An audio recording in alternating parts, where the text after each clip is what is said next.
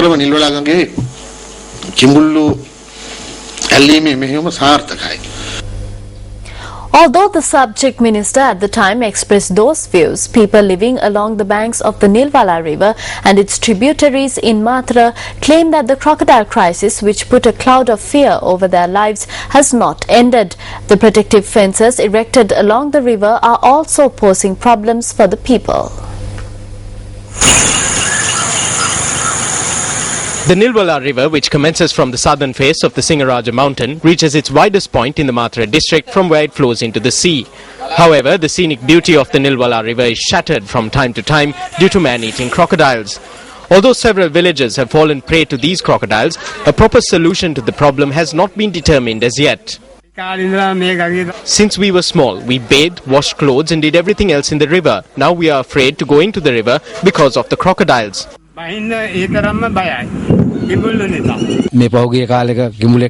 Recently, a crocodile was caught and we were saved after a struggle between life and death. We asked the authorities and the government that they take steps to do away with this crocodile crisis.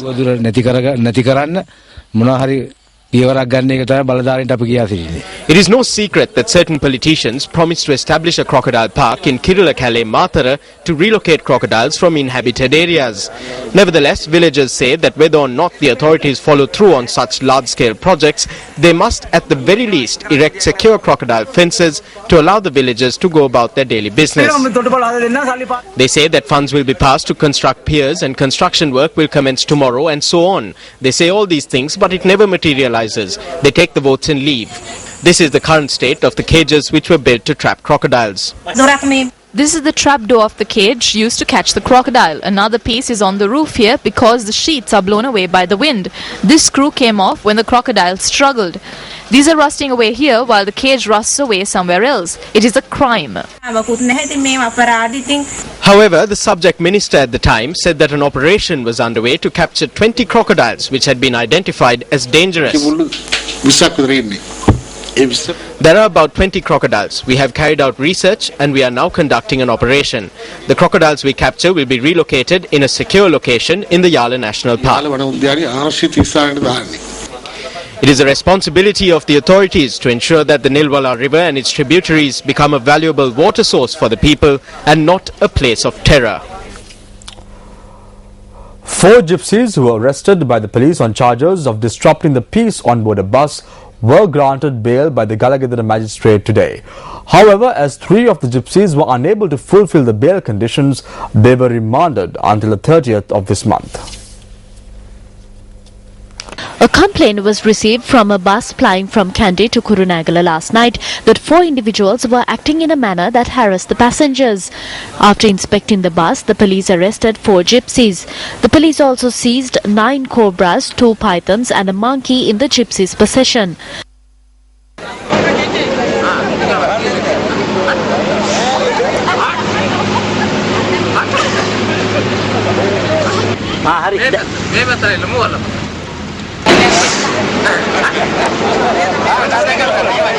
The police said the gypsies were arrested on charges of reckless endangerment, adding that investigations revealed that they had been under the influence of alcohol.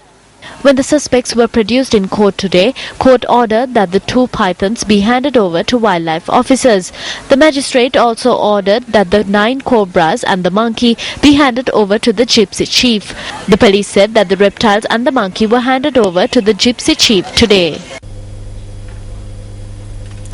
All documents belonging to the sailors on board the MV Amina vessel that fled while in Sri Lankan custody was produced before the Commercial High Court today.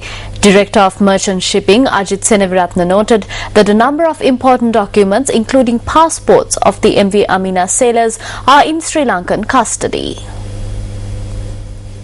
The attention of the international media has also been focused on the Iranian vessel. According to the Director of Merchant Shipping, Ajit Seneviratne, an official complaint had been lodged with the Iranian government through the Ministry of External Affairs regarding the MV Amina vessel. The vessel was detained in Sri Lanka following an order issued by the Commercial High Court. The court issued an order to detain the vessel after taking into consideration a complaint lodged by a German bank stating that the company that owns the vessel had not repaid its loans. According to Ajit Seneviratne, the vessel had fled Sri Lankan waters on the 17th of this month when it was anchored in the seas off the coast of Galle. Media reports also suggest that the Sri Lankan Navy fired several warning shots while the Amina vessel was within Sri Lankan waters. According to UN laws, if a ship is beyond 12 nautical miles from the shore of the country, then the country has no right to take any action against the ship if it has not committed any crime. International media reports that the MV Amina has returned to its country of registration and has dropped anchor in the Iranian port of Bandar Abbas. According to media reports from the Middle East, the MV Amina is managed by the Tehran-based Rahbaran Moed Darya Ship Management Company. On previous occasions, the EU and United States reported that the company is a front for Islamic Republic of Iran Shipping Lines, or IRISL, Iran's biggest cargo carrier. IRISL has faced Western sanctions for years based on accusations of transporting weapons. However, IRISL denies the charges. A problem surrounding the appointing of new mayor of Galle following the removal of Metsri de Silva. The new Local Government Act, which came into effect on the 1st of January, does not provide for such a situation. Attention drawn towards amending the Local Government and Provincial Councils Act.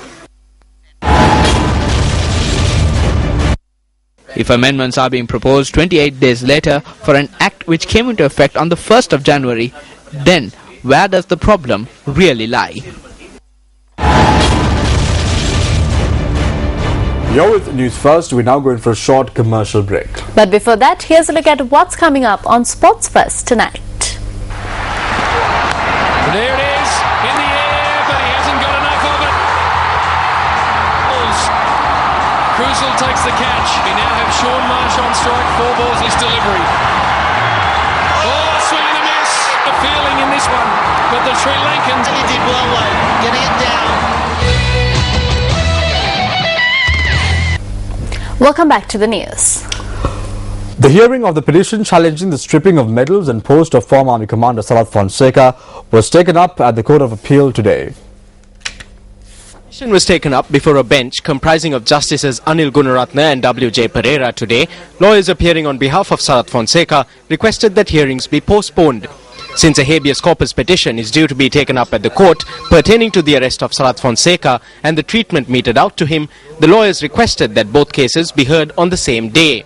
Thereby, the court decided to hear both cases on the 20th of February. As he was exiting the courtroom, former Army Commander Fonseca expressed these views regarding the recent discovery of a stock of ballot papers from the last presidential election.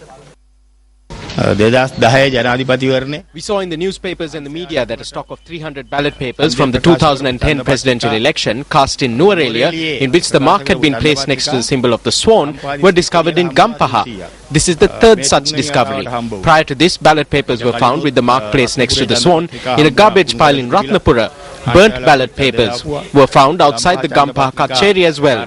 This is the third instance. This proves that the presidential election was rigged.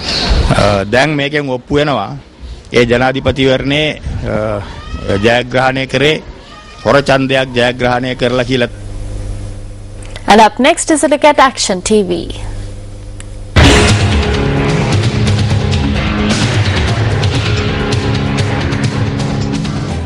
The Buddhi Dasungama settlement was established in 1999 in an area facing the Putlam Anuradhapura main road, which comes under the purview of the Karuwala Gaswaiwa Divisional Secretariat. With the change of government in 2001, this area was declared the Thabbowa Reserve. With the area being declared a natural reserve, the 300 families who had settled here and were granted Jayabhumi deeds bearing the signature of the then president were dragged to a state of defeat.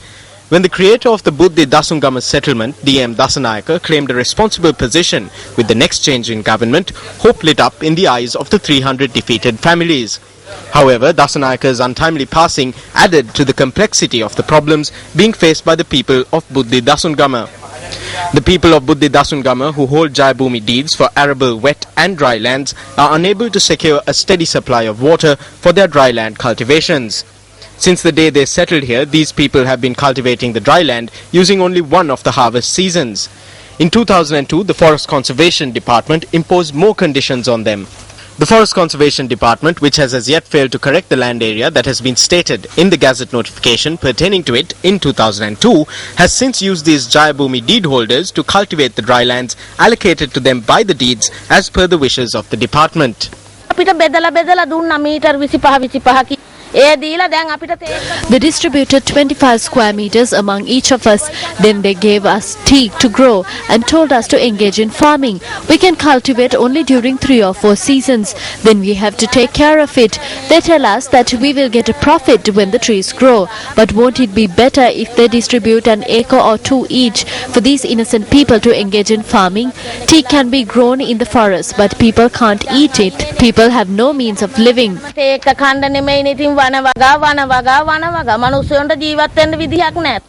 The Forest Conservation Department's forest cultivation program could be considered an investment which provides dividends to the people of Buddhi Dasungama. However, it is more important to enable these people to feed themselves today rather than give them investment opportunities for the future. While reconstructing this reservoir is the only way in which a water source that can ensure the sustenance of these people can be created, even the implementation of such reconstruction has been obstructed due to the fact that the Forest Conservation Department is enforcing environmental law over this reservoir as well. If the tank is reconstructed, we can engage in fishing. Also, our animals don't have water during the dry season.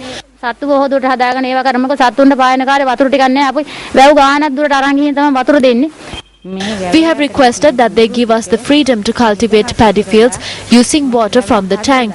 We ask that they renovate this tank and distribute at least half an acre each among us so that we can engage in farming and eat a meal freely before we die. Since the people of Buddhi Dasungama have been bound to forest cultivation in the promise that it will provide dividends in the future, should they also settle in the jungle now to ensure their sustenance? Chairman of the Puttalam District Development Coordination Committee, this is over to you.